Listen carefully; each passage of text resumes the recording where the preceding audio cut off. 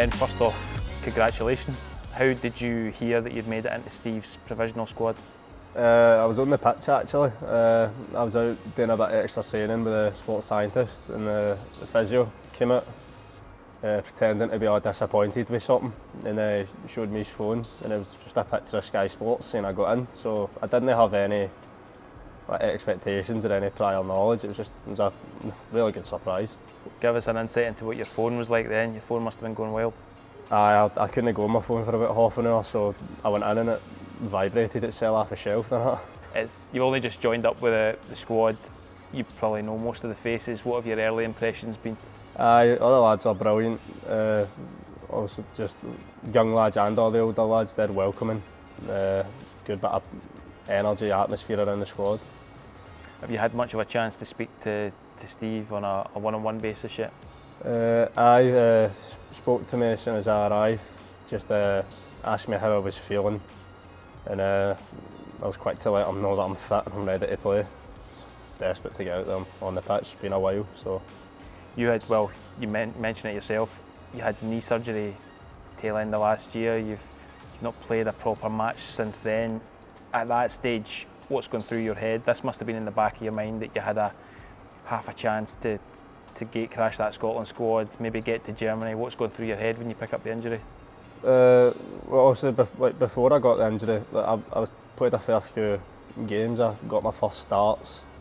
It was pretty difficult for young players to get in the squad at that time.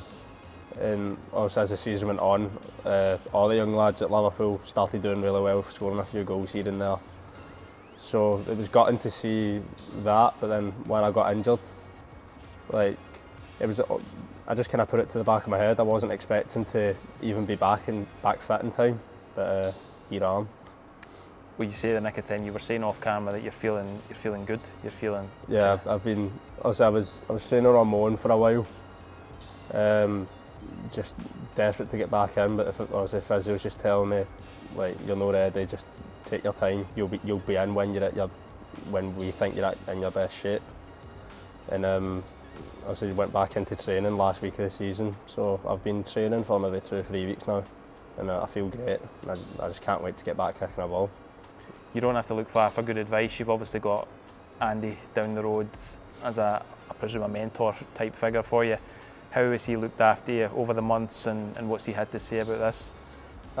He looks after me. Obviously, he finds a good balance. Spends about 99% of his time balming me up, but the other 1% he looks after me, gives me good advice, and just keeps me on my toes, keeps me my feet on the floor.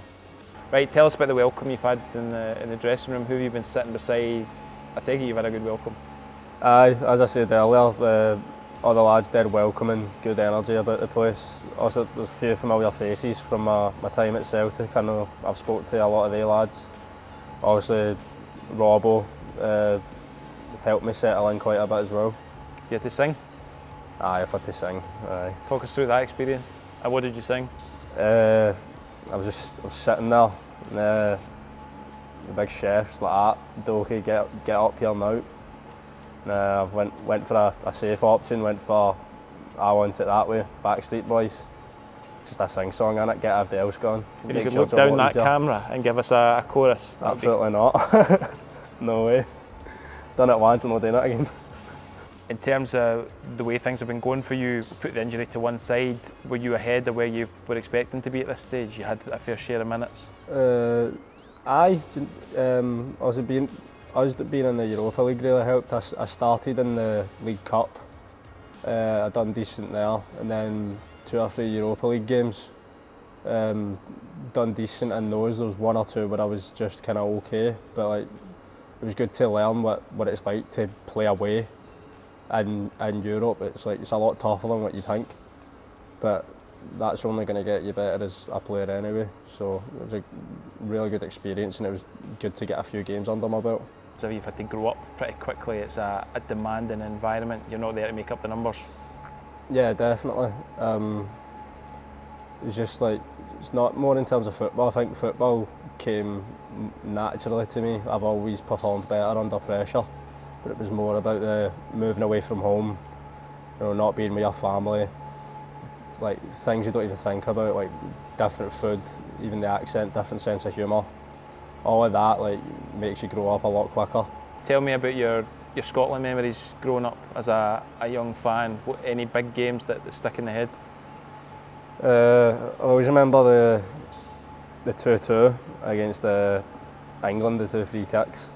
I remember sitting watching it with my family in full place, going absolutely bush.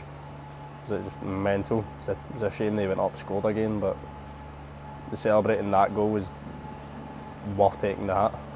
Half the reason you're here is because of how well you've done for the under-21s over the course with Scott Gemmell. How do you look back on your impact with them and working for him? Yeah, it was good. It was different. It plays a different system to what I'm used to. I was playing as the 9 in most of those games. I think there was only one game where I didn't. Different system, different style of play. It was dead focused on the 9 as well. Running in behind, just kind of throwing yourself about, making yourself a nuisance. It's almost giving you more responsibility, even at your age, to say like you have to lead things from the front. Yeah, but I embrace that. Like that's just like the great players always have the most responsibility on their shoulders, and I think if you can carry that and you can do well and you can benefit the team, it's what you want. So normally you would say to a young player your age, priority, and I suppose this is still true, is that you go keep the head down, make a good impression in training, but you're obviously, from what you're saying, here to compete, same as everyone else. Yeah, of course, but as you said, we're kicking the same ball and we're all on the same pitch. If you're good enough to be on the pitch, then you should be up to the level. I'm here to fight for a place. Where that place is, I don't know, because obviously we don't play with wingers. But I'll play wherever I'm told and I'll do it to the best of my ability. And if you are to book your seat on the plane to Germany, if you are to get on the pitch in whatever circumstances, your own wee little bit of history, you'd be the youngest player to feature for Scotland at a major tournament. Is that the kind of thing that drives you on? Or? Yes and no. I think it's nice to have on the CV in it, but at the end of the day, like it's just, it is what it is. I've got here in my own time. Other players got here in their own time. I just happen to be the youngest. What are you going to stick in the kit bag to keep you sane in Germany if you get over? I've not actually got anything. I've just got, because I only wanted to bring a wee suitcase, I've literally just packed about 20 million pairs of boxers and that's it. That's us. Love that. Superb. Right, that's it.